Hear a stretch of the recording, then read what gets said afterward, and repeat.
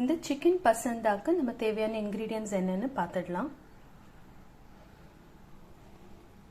நான் ஒரு 600 grams chicken எடுத்திருக்கேன். ஒரு 2 வெங்காயம் ஃபைனாக சாப் பண்ணி எடுத்திருக்கேன். ஒரு 2 பச்சை மிளகாய் ஃபைனாக சாப் பண்ணி எடுத்திருக்கேன். கொஞ்சம் கொத்தமல்லி கார்னிஷிங்காக. இது கூட நம்ம 1 கப் திக்கான தயிர் எடுத்திருக்கோம். ஒரு 3லேருந்து 4 டேபிள் ஸ்பூன் எண்ணெய் எடுத்துக்கலாம். நான் ப்ரிஃபரபிளி பீனட் ஆயில் எடுத்திருக்கேன். இது ஒரு 1.5 டேபிள் ஸ்பூன் ஆல்மண்ட் பவுடர் எடுத்திருக்கேன். தேவையான அளவு உப்பு. இதுக்கு நான் ஒரு 100 ml பால் எடுத்திருக்கேன். அது கூட ஒரு 1/2 டீஸ்பூன் சீரகம், ஒரு 4 ஏலக்காய், ஒரு துண்டு பட்டை, ஒரு 1/2 டீஸ்பூன் கசூரி மெத்தி லீவ்ஸ், ஒரு 1லேருந்து 1.5 டீஸ்பூன் ரெட் சில்லி பவுடர், ஒரு 1.5 டீஸ்பூன் கரம் மசாலா பவுடர், ஒரு 4லேருந்து 6 பல்லு பூண்டு ஃபைனாக சாப் பண்ணி எடுத்திருக்கேன். ஒரு துண்டு இஞ்சி ஃபைனாக சாப் பண்ணி எடுத்திருக்கேன். ஒரு 1/4 டீஸ்பூன் மஞ்சத்தூள். இப்போ நம்ம ஃபர்ஸ்ட் சிக்கனை மேரினேட் செய்ய போகிறோம். இதுக்கு நம்ம எடுத்து வச்சிருக்க சிக்கனை ஒரு பவுலில் ட்ரான்ஸ்ஃபர் பண்ணிக்கலாம். நம்ம இதுக்கு போன்லெஸ் சிக்கனும் யூஸ் பண்ணிக்கலாம். போனோட யூஸ் பண்ணால் இன்னுமே எக்ஸ்ட்ரா ஃப்ளேவர் இருக்கும். இப்போ நம்ம இதில் எடுத்து வச்சிருக்க 1 கப் தயிர் சேர்த்துக்கலாம்.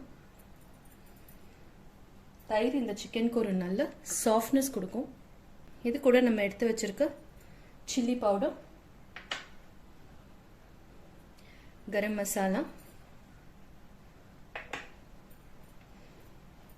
மஞ்சத்தூள், தேவையான அளவு உப்பு,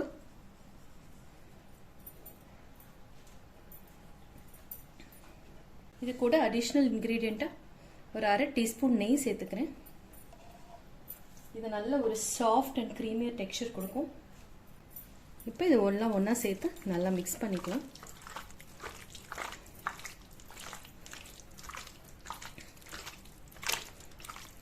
இது ஒரு 30 மினிட்ஸ் மேரினேட் ஆச்சுன்னா சிக்கன் நல்லா சாஃப்டாக குக் ஆகிடும். ஸோ இது எல்லாத்தையும் ஒன்றா சேர்த்து நல்லா மிக்ஸ் பண்ணிவிட்டு கொஞ்ச நேரம் ரெஃப்ரிஜரேட் பண்ணலாம். இப்போ நம்ம ஒரு பேனை ஹீட் பண்ணிக்கலாம். அதில் நம்ம எடுத்து வச்சிருக்க பீனட் ஆயிலை சேர்த்துக்கலாம். எண்ணெய் கொஞ்சம் சூடானதும் நம்ம எடுத்து வச்சிருக்க பட்டை, ஏலக்காய், அப்புறம் சீரகம். சீரகத்தை கொஞ்சம் க்ரஷ் பண்ணி போடலாம், நல்ல ஃப்ளேவர் வரும்.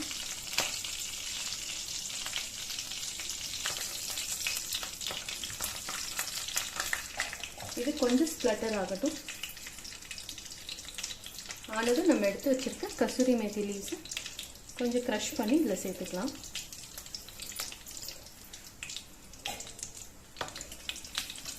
இப்போவே ஒரு நல்ல ஃப்ளேவர் வர ஆரம்பிச்சிருச்சு.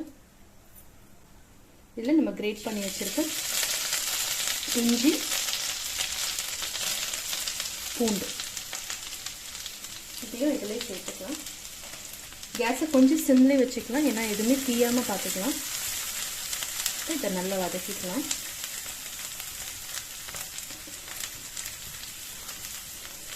பூண்டு நல்லா செவந்துடுச்சு.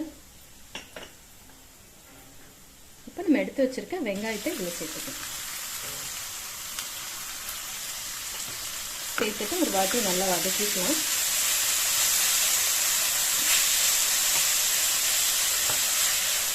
இது கூட நான் ஒரு சிட்டிக்கு சால்ட் ஆட் பண்ணுறேன். ஸோ வெங்காயம் சீக்கிரம் வதங்கிடும்.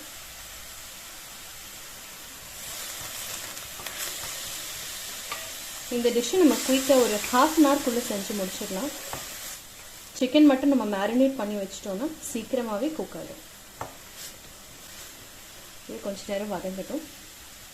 ஓரளவு ரா ஸ்மெல் போக ஆரம்பிச்சிருச்சு. இது கூட நம்ம எடுத்து வச்சிருக்க பச்சை மிளகாயும் சேர்த்துக்கலாம்.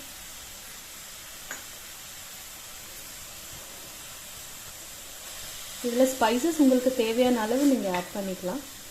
ஏன்னா இதில் நம்ம பால், ஆல்மண்ட் பவுடர் எல்லாம் சேர்க்க போகிறோம். ஸோ எப்படி இருந்தாலும் காரம் அதில் கொஞ்சம் குறைஞ்சிரும். தவிர இதில் நம்ம நெய் சேர்த்துருக்கோம் சிக்கனில். ஸோ இதெல்லாம் பேலன்ஸ் பண்ணுற மாதிரி தான் நான் காரம் இதில் ஆட் பண்ணியிருக்கேன். ஸோ இப்போ பார்த்தீங்கன்னா வெங்காயம் நல்லா வதங்கிடுச்சு, இந்த ரா ஸ்மெல்லும் போயிடுச்சு. இந்த ஸ்டேஜில் நம்ம ஃபுல்லாகவே சிம் பண்ணிவிட்டு நம்ம மேரினேட் பண்ணி வச்சுருக்க சிக்கனை இதில் சேர்த்துக்க போகிறோம்.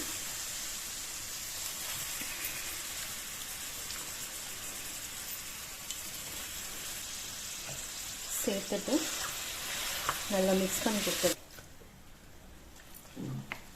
இப்போ கொஞ்சம் ஃப்ளேம் இன்க்ரீஸ் பண்ணிக்கலாம்.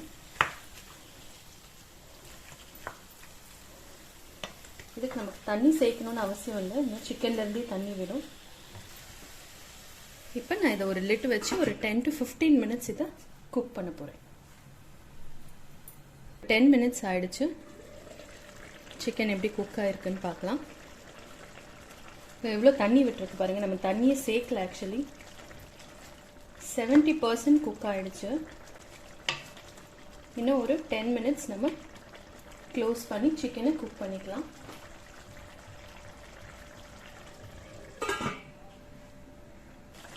இப்போ இன்னும் ஒரு 10 மினிட்ஸ் நம்ம சிக்கனை நல்லா குக் பண்ணிட்டோம். எப்படி கட் பண்ணும்போது கட் ஆயிடுச்சுனாவே சிக்கன் நல்லா குக் ஆயிடுச்சுன்னு அர்த்தம். இந்த ஸ்டேஜில் நம்ம கொஞ்சம் கேஸை சிம் பண்ணிக்கலாம். சிம் பண்ணிவிட்டு நம்ம எடுத்து வச்சுருக்க ஆல்மண்ட் பவுடரை இதில் சேர்த்துக்கலாம்.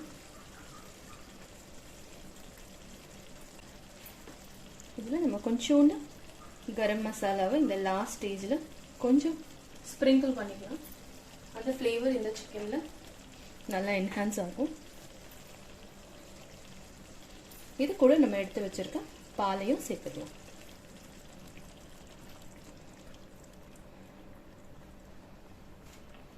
சேர்த்துட்டு இது எல்லாத்தையும் ஒரு வாட்டி நல்லா மிக்ஸ் பண்ணி விட்டுடலாம். இது ஒரு முஹ்லாய் சிக்கன் கிரேவின்றதுனால இதில் ஆல்மண்ட் யூஸ் பண்ணுறாங்க. நம்ம கேஷ்யூஸும் யூஸ் பண்ணலாம். எல்லாமே அந்த ரிச் க்ரீமியர் டேஸ்ட் நமக்கு கொடுக்கும் இந்த கிரேவிக்கு. இது ஒரு பாயிலிங் பாயிண்ட் ரீச் ஆகிற வரைக்கும் வெயிட் பண்ணலாம்.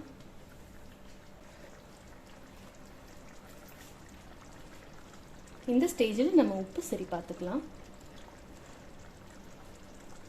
பர்ஃபெக்டாக இருக்குது. இதில் ஒரு டீஸ்பூன் பீனட் ஆயில் ஆட் பண்ணுறேன். அது ஒரு நல்ல கிளேஸ் கொடுக்கும். இப்போ நம்ம கொஞ்சம் கொத்தமல்லி இது மேலே கார்னிஷ் பண்ணிட்டோம்னா சிக்கன் பசந்தா ரெடி ஆயிடுச்சு.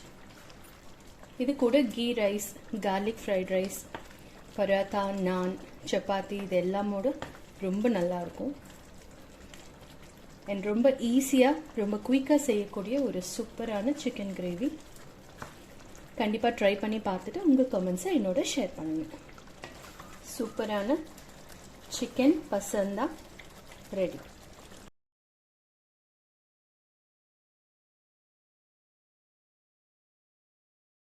நீங்களும் உங்களுக்கு பிடிச்ச காம்பினேஷனோட இதை சர்வ் பண்ணி என்ஜாய் பண்ணுங்கள்.